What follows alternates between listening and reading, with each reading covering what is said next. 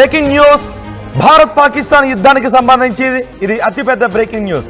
ఇప్పటికే యుద్ధం జరుగుతుందా, ఆగిందా, సీజ్ ఫైర్ కొనసాగుతుందా, కాల్పుల విరమణ పాటిస్తున్నారన్న దానిపై ఇంకా గందరగోళం కనిపిస్తూనే ఉంది.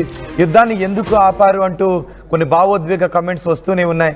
అయితే దీనిపైన ఇంకా గందరగోళం కొనసాగుతున్న నేపథ్యంలో ఈరోజు ఈ యుద్ధానికి సంబంధించి పాకిస్తాన్ భారత్ మధ్య ఉద్రిక్త పరిస్థితులకు సంబంధించి ఒక బిగ్ అప్డేట్ రాబోతుంది.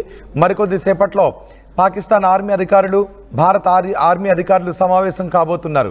ఈ సమావేశంలో చర్చించిన తర్వాతే ఇరు దేశాల మధ్య కొనసాగుతున్న మిలిటరీ యాక్షన్కి సంబంధించి, యుద్ధానికి సంబంధించి ఒక క్లారిటీ వచ్చే అవకాశం ఉంది.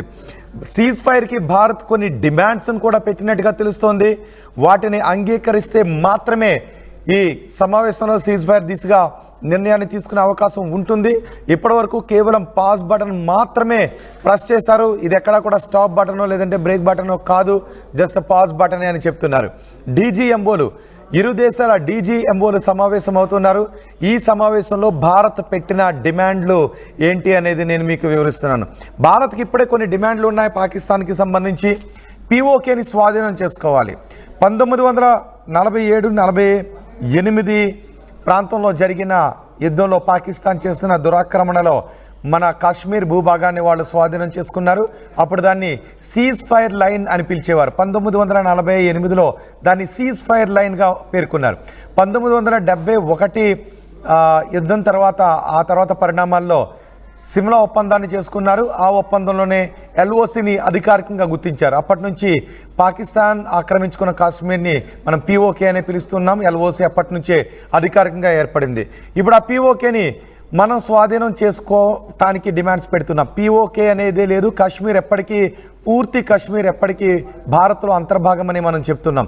సో ఈ సమావేశంలో పీఓకే అవతలకే వెళ్ళిపోవాలి. అక్కడ ఎల్ఓసి ఉండొద్దు. కేవలం కాశ్మీర్ అవతల అంతర్జాతీయ సరిహద్దు మాత్రమే ఉండాలి తప్ప పాకిస్తాన్కి, భారత్కి ఎల్ఓసి అనేది ఉండకూడదని మన డిమాండ్. అంటే మన పీఓకేని మనం స్వాధీనం చేసుకోవాలి. ఇక మసూద్ అజార్ అప్పగింత. Masood Azhar most wanted terrorist, భారత్కి మోస్ట్ వాంటెడ్ టెర్రరిస్ట్. మనం మసూద్ అజార్ని అరెస్ట్ చేసాం. మసూద్ అజార్ని 1999లో మన ఫ్లైట్ని, ఇండియన్ ఎయిర్లైన్స్ ఫ్లైట్ని హైజాక్ చేసి కాందహార్ స్టోరీ నడిపించే ఆపరేషన్ కాందహార్ అని ఇప్పటికీ మనకు గుర్తుంది. ఆ ఫ్లైట్ని హైజాక్ చేసి ఒక వ్యక్తిని కూడా అందులో చంపేశారు. చంపి ముగ్గురిని విడిపించుకుని వెళ్ళిపోయారు. అందులో మౌలానా మసూద్ అజార్ ఒకడున్నాడు, అహ్మద్ ఒమర్ సయీద్ ఒకడున్నాడు, అహ్మద్ జర్గర్, ఈ ముగ్గురు ఉన్నారు. ఈ ముగ్గురిని విడిపించుకుని వెళ్ళిపోయారు. ఆ తర్వాత మౌలానా మసూద్ అజార్ పాకిస్తాన్ వెళ్ళిపోయి జైషే మహమ్మద్ సంస్థను స్థాపించి 2001లో భారత్పై, పార్లమెంటుపై దాడి చేశాడు. ఆ తర్వాత ముంబై పేలుళ్లకు పాల్పడ్డాడు. ఇలా ఎన్నో మారణ హోమాలకి పాల్పడ్డాడు. అంతకుముందు హర్కత్ ఉల్ అన్సార్ సంస్థలో పనిచేసేవాడు. భారత్ నుంచి విడుదలై కాదు, హైజాక్ చేసి దొంగతనంగా వెళ్ళిన తర్వాత జైషే మహమ్మద్ అనే సంస్థను స్థాపించాడు. మౌలానా మసూద్ అజార్తో పాటు అహ్మద్ ఒమర్ సయీద్ అండ్ ముస్తాక్ అహ్మద్ జర్గర్, వీళ్ళ ముగ్గురిని కూడా అప్పుడు విడిపించుకుని వెళ్ళిపోయారు. ఆ తర్వాత పాకిస్తాన్కు చేరుకున్న తర్వాత మౌలానా మసూద్ అజార్ జైషే మహమ్మద్ ఉగ్రవాద సంస్థను స్థాపించి భారత్పై మారణహోమాన్ని సృష్టిస్తూనే ఉన్నాడు. మొన్న మనం ఆపరేషన్ సింధూర్ చేసినప్పుడు ఈ మౌలానా మసూద్ అజార్ ఫ్యామిలీ మెంబర్స్ 10 మందిని మన ఆర్మీ లేపేసింది. అందులో మౌలానా మసూద్ అజార్ బావమరిది కూడా ఉన్నాడు, ఇతర ఫ్యామిలీ మెంబర్స్ కూడా ఉన్నారు. ఏడుస్తూ ఒక లెటర్ను కూడా రాశాడు. నన్ను కూడా చంపేయాల్సింది, ఎందుకు బతుకున్నాను అంటూ మౌలానా మసూద్ అజార్ ఒక లెటర్ను కూడా రాశాడు. ఇప్పుడు భారత్కి మోస్ట్ వాంటెడ్ టెర్రరిస్ట్గా ఉన్న మౌలానా మసూద్ అజార్ని భారత్కు అప్పగించాలి అనే డిమాండ్ని పాకిస్తాన్ ముందు పెడతారు. 12 గంటలకు భారత్ పాకిస్తాన్ మధ్య డీజీఎంఓ స్థాయి చర్చలు జరగబోతూ ఉన్నాయి. 2 గంటల 30 నిమిషాలకు డీజీఎంఓ స్థాయి చర్చలు జరగబోతున్నాయి. ఇందులో ప్రధానంగా పాకిస్తాన్ ముందు పెట్టిన డిమాండ్లు పీఓకే, మసూద్ అజార్ అప్పగింత. పీఓకే పాకిస్తాన్ ఆధీనంలో ఉన్నప్పటి నుంచి పీఓకే నిండా ఉన్నవేంటి అంటే కేవలం ఉగ్రవాద శిబిరాలు, ఉగ్రవాదులకు శిక్షణనిచ్చే ఉగ్రవాద శిబిరాలే అక్కడ రన్ చేస్తున్నారు. పీఓకేని కేంద్రంగా చేసుకుని భారత్లోకి చొరబాట్లకు పాల్పడుతున్నారు. ఇప్పుడు పీఓకేని మనం స్వాధీనం చేసుకుంటే ఆ తర్వాత ఉగ్రవాదుల చొరబాట్లను దాదాపు కట్టడి చేసే అవకాశం ఉంటుంది. కాబట్టి మన పీఓకేని మనకు అప్పగించాలి అని డిమాండ్ చేస్తున్నాం. పీఓకేని అప్పగించాలి అని ఎప్పటి నుంచో డిమాండ్లు ఉన్నాయి. 1948లో వాళ్ళు ఆక్రమించుకున్నారు, 47-48లో. ఆ తర్వాత 65లో యుద్ధం జరిగింది, 71లో యుద్ధం జరిగింది, 1999లోని యుద్ధం జరిగింది. కానీ ఏ యుద్ధాల్లో కూడా మనం పీఓకే స్వాధీనం దిశగా ముందుకు వెళ్ళలేదు. 1971లో అధికారికంగా పీఓకేని మనం గుర్తించాం. అంటే పీఓకేని కాదు, ఎల్ఓసీని గుర్తించాం. లైన్ ఆఫ్ కంట్రోల్ని అధికారికంగా గుర్తించాం. అప్పటి వరకు సీజ్ ఫైర్ లైన్ మాత్రమే ఉండేది. ఎప్పుడు కూడా పీఓకే స్వాధీనం దిశగా వెళ్ళలేదు.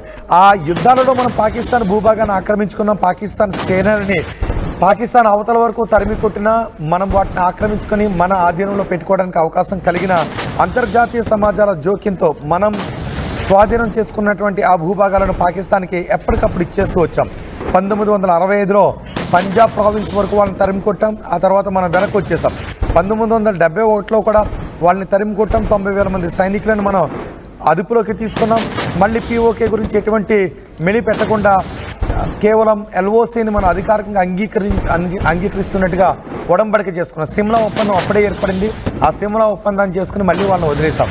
ఇక 1999లో కార్గిల్ జరిగింది. అప్పుడు కూడా మనం పీఓకేని స్వాధీనం చేసుకోవడానికి అవకాశం ఉన్నా మనం ఆ దిశగా వెళ్ళలేదు. ఇక ఇది 2025. ఈ 2025లో పీఓకే మన స్వాధీనం అవుతుందా, లేదంటే ఇప్పుడు శాంతి చర్చలకు వచ్చిన పాకిస్తాన్ మరో 15-20 సంవత్సరాల తర్వాత మళ్ళీ ఇప్పటిలా తోక జాడిస్తే ఇంకో 25-30 సంవత్సరాల తర్వాత అయ్యో 2025లో మనకు అవకాశం వచ్చింది, మనం అప్పుడు స్వాధీనం చేసుకుని ఉండాల్సింది అని మనం ఇంకో 25-30 సంవత్సరాల తర్వాత అనుకునే స్టేజ్ వస్తుందా, అంటే రిగ్రెట్ ఫీల్ అవుతామా అనే చర్చ ఇప్పటి నుంచే మొదలవుతుంది. అయితే ఈరోజు జరిగే 2:30 జరిగే ఇరు దేశాల డీజీఎంఓల సమావేశంలో ఈ పాకిస్తాన్ పీఓకేని మనకు అప్పగించాలి అని, అలాగే మసూద్ అజార్ని, భారత మోస్ట్ వాంటెడ్ టెర్రరిస్ట్ మసూద్ అజార్ని మనకు అప్పగించాలి అని మనం 2 కండిషన్స్ను వాళ్ళ ముందు పెట్టబోతున్నాం. ఈ 2 కండిషన్స్ విషయంలోనూ ఒకవేళ సయోధ్య కుదరకపోతే మళ్ళీ యుద్ధం ప్రారంభమయ్యే అవకాశం ఉందా అనే చర్చ కూడా జరుగుతుంది. బహుశా మళ్ళీ యుద్ధం జరిగే అవకాశం ఉంటుంది. సీజ్ ఫైర్ రద్దు అయిపోయే అవకాశం ఉంటుంది. మళ్ళీ ఇరు దేశాల మధ్య ఉద్రిక్త వాతావరణం చోటు చేసుకునే అవకాశం ఉంటుంది. ఇప్పటికే హాఫీజ్ సయీద్ లాంటి వాళ్ళు, లష్కర్-ఏ-తోయిబా లాంటి సంస్థలను స్థాపించి భారతదేశంపైకి ఉగ్రవాదులను ఉసుగొలుపుతూ ఉన్నారు. ఇప్పుడు మీరు చూస్తున్న మౌలానా మసూద్ అజార్ కూడా మన దేశం నుంచే 1999లో విమానాన్ని హైజాక్ చేయించి తప్పించుకుని పారిపోయి అప్పటి నుంచి విషం కక్కుతూనే ఉన్నాడు. మరి ఈ 2:30 గంటల తర్వాత, ఈ మధ్యాహ్నం సరిగ్గా 2:30 తర్వాత ఏం జరగబోతోంది?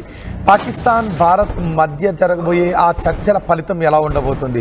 మళ్ళీ ఉద్రిక్తతలను పెంచే విధంగా ఉంటుందా, లేదా సీజ్ ఫైర్ దిశగానే వెళుతూ ఉంటుందా కాల్పుల విరమణ పాటించాలి అంటే మనం యుద్ధంలో సాధించింది ఏంటి, వాళ్ళకి జరిగిన నష్టం ఏంటి, మనకు జరిగిన లాభం ఏంటి అనేది బేరీజు వేసుకోవాలి. కాబట్టి మరి ఇప్పుడు పాకిస్తాన్ మసూద్ అజార్ని అప్పగిస్తుందా? పాకిస్తాన్ మసూద్ అజార్ని అప్పగిస్తే అప్పగింతకు కారణమైన సర్కార్ పాకిస్తాన్లో మనుగడ సాగించగలుగుతుందా?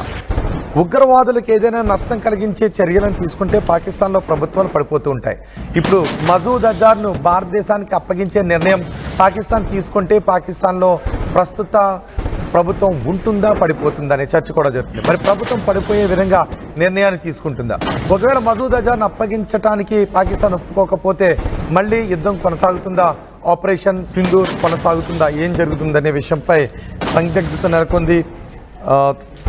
టెన్షన్, ఒక రకమైన ఉత్కంఠ వాతావరణమే కనిపిస్తుంది. మరికొద్ది సేపట్లో ఏం జరగబోతోందని మా ప్రతినిధి మధు ఉన్నారు పూర్తి సమాచారం అందించడానికి. మధు, 2:30 జరగబోయే మీటింగ్లో ఏం జరిగే అవకాశం ఉంది? మసూద్ అజార్ని భారత్కి అప్పగించడానికి పాకిస్తాన్ ఒప్పుకుంటుందా? మన పీఓకేని మనకి ఇచ్చేయడానికి పాకిస్తాన్ ఒప్పుకునే అవకాశం ఉందా? అలా జరగకపోతే ఏం జరిగే అవకాశం ఉంది?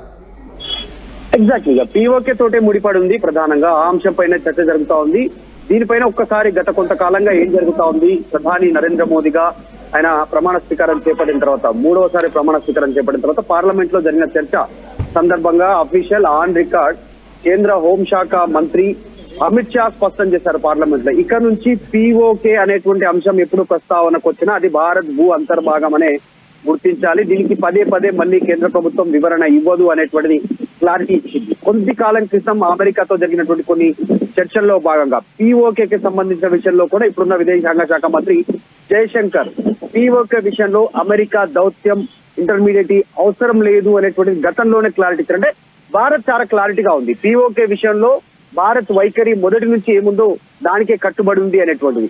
సో రీసెంట్ గా జరిగినటువంటి పహల్గామ్ తర్వాత అటాక్స్ కానీ, ఇప్పుడు సీజ్ ఫైర్ ఒప్పందానికి సంబంధించిన విషయంలో కానీ, ఒప్పందం సీజ్ ఫైర్ గురించి చర్చ జరిగిన తర్వాత అయినా కూడా రాత్రి 26 ప్లేసెస్ లో పాకిస్తాన్ దాడులు చేసింది, పెద్ద ఎత్తున అటాక్ చేసింది, దాన్ని భారత్ తిప్పుకొట్టింది. పాకిస్తాన్ నమ్మదగిన కంట్రీ కాదనేటువంటి చర్చకు వచ్చింది. నిన్న కూడా అమృత్సర్ తర్వాత కొన్ని ప్రాంతాలలో పెద్ద ఎత్తున బ్లాక్అవుట్ నిర్వహించారు. ఈ రోజు డీజీఎంఓల సమావేశంలో ఏం చర్చ జరగనుంది అనేటువంటి, పిఓకేని అప్పగించాలి, ఉగ్రవాదాన్ని కంట్రోల్ చేయాలి, మసూద్ అజార్ని అప్పజెప్పాలి. ఈ విషయం పైన నిన్న కూడా జేడ్ వ్యాన్స్ తో అమెరికా ఉపాధ్యక్షుడితో ప్రధాని మోదీ కూడా క్లారిటీ ఇచ్చారు. ఉగ్రవాదం పైన మేము ఎట్టి పరిస్థితుల్లో ఊరుకునేది లేదు, ఉగ్రవాదం విషయంలో వాళ్ళు కవిపించలేక చేపడితే పెద్ద ఎత్తున ఉంటుందని. నిన్న జరిగినటువంటి త్రివిధ దళాల అధిపతులకు సంబంధించిన సమావేశంలో కూడా మోడీ ఇక్కడ నుంచి పాకిస్తాన్ నుంచి ఒక బుల్లెట్ వస్తే ఇక్కడ నుంచి ఒక మిసైల్ వెళ్ళాలి అనేటువంటిది, ఒక మిసైల్ దాడి చేయాలి మీరు అనేటువంటిది ఫ్రీ హ్యాండ్ ఇచ్చారు ఎప్పుడు లేనంతగా ఆర్మీకి. ఈ చర్చల నేపథ్యంలో డీజీఎంఓ సమావేశంలో ఏం జరుగుతుంది అనేటువంటిది చాలా కరాఖండిగా ఉన్నారు. భారత్ నమ్మదగినటువంటి కంట్రీ, పాకిస్తాన్ నమ్మదగినటువంటి కంట్రీ కాదు అనేటువంటిది భారత్ క్లారిటీ ఇచ్చింది. దాంట్లో భాగంగానే ఈ రోజు కూడా ఎల్ఓసి తర్వాత సెన్సిటివ్ ఉన్నటువంటి ఏరియాలో అప్రమత్తంగా ఉండాలనేటువంటిది భారత ఆర్మీకి క్లారిటీ ఇచ్చారు. దీంట్లో మసూద్ అజార్ కాందహార్ ఫ్లైట్ హైజాక్ చేసినటువంటి నేపథ్యంలో వాడిని విడిపించుకోవడానికి వాడితో పాటు కొంతమందిని కాందహార్ ఫ్లైట్ హైజాక్ చేశారు. దాంట్లో వాళ్ళ తమ్ముడున్నాడు హైజాక్ చేసినటువంటి ఫ్లైట్ లో.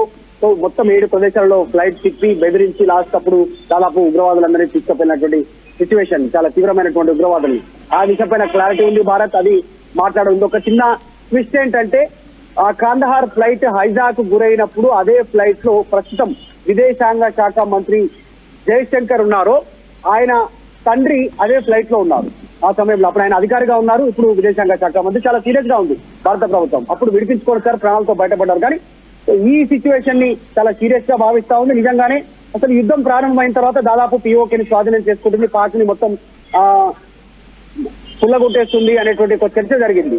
కానీ పాకిస్తాన్ వివిధ దేశాల నుంచి ఒత్తిడి చేయడం, కాళ్ళబేరానికి రావడం, లాస్ట్ సీజ్ ఫైర్ కి వాళ్ళే ముందుకు రావడంతో ఇప్పుడున్న పరిస్థితుల్లో చూస్తే భారత్ ముందుకు వెళ్లాలన్నా, ఆర్థికంగా ఇంకా ఏ రకంగా వెళ్లాలన్నా కూడా కేవలం యుద్ధం ఒకటే కాదు అనేటువంటి ఆలోచన చేయడం, తీవ్రవాదం పైన మాత్రమే మనం దాడి చేయాలనేటువంటి ఆలోచనతో పాక్ చెప్పినటువంటి అంశాలను తెరపైకి తీసుకొచ్చింది.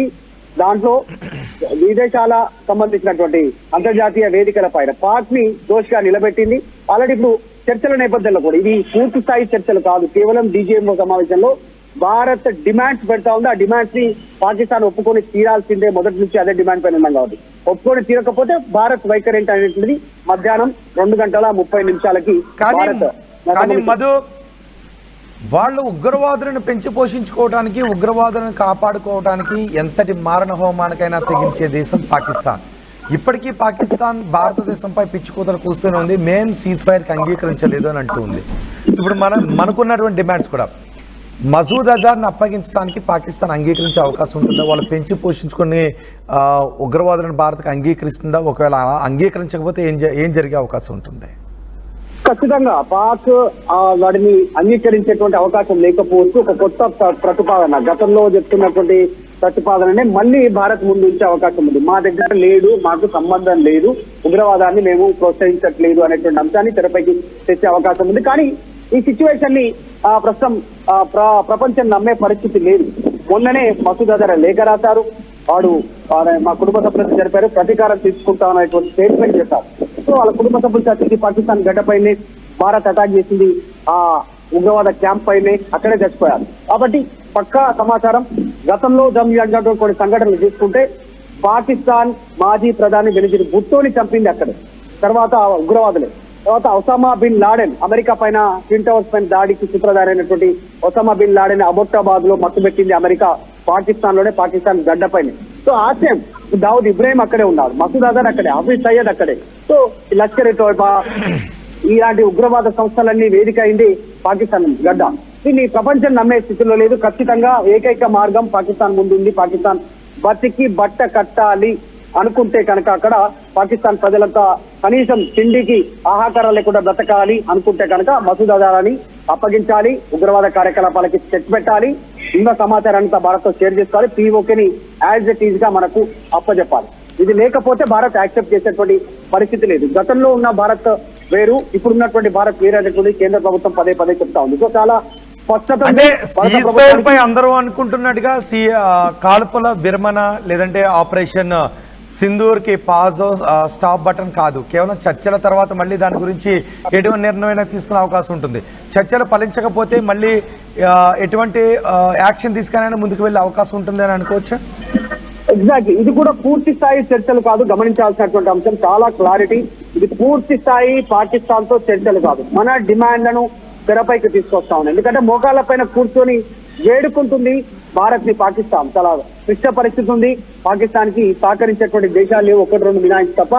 అది చివరాఖరి స్టేజ్. ఈ స్టేజ్ లో కనుక వాళ్ళు మళ్ళీ అదే పుత్రబుద్ధితో కనుక ఆలోచన చేస్తే సీజ్ ఫైర్ విషయంలో కానీ ఇంకా ఇతర విషయంలో ఖచ్చితంగా ఎదురుదాడి ఉండే అవకాశం ఉంది.